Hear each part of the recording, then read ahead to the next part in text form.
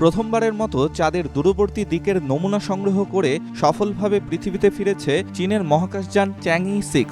এটি একমাত্র মহাকাশযান যেটি পৃথিবীর একমাত্র উপগ্রহ চাঁদের ওই প্রান্তে অবতরণ করল। এর আগে সম্পূর্ণ অজানা ছিল চাঁদের এই দুর্গম অঞ্চল। প্রায় 2 মাসের দীর্ঘ ঝুঁকিপূর্ণ অভিযান শেষে স্থানীয় সময় মঙ্গলবার ইনার মঙ্গোলিয়া মরুভূমিতে চ্যাংই 6 সফলভাবে অবতরণ করে।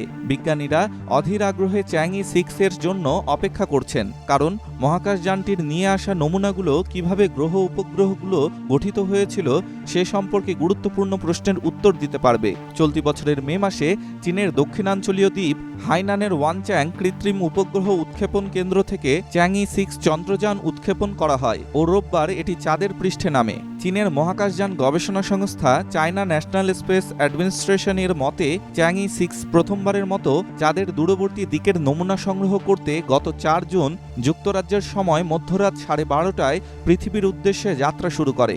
সংস্থাটির কর্মকর্তারা বলেছেন, চাঁদের পৃষ্ঠ খনন করার জন্য একটি ড্রিল ও রোবোটিক হাত ব্যবহার করে সেখানকার শিলা এবং মাটি সংগ্রহ করতে সফল হয়েছে মহাকাশযানটি।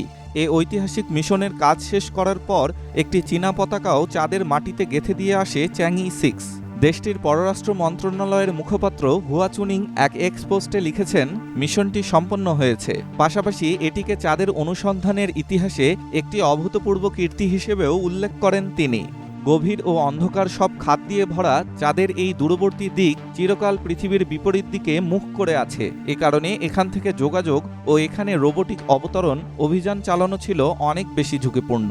চীনের রাষ্ট্রীয় সংবাদ মাধ্যম সিনহুয়া নিউজ এজেন্সি বলেছে, চাঁদের দক্ষিণ মেরু এইটকেন বেসিন নামের বিশাল খাদে অবতরণ করে চ্যাংই 6।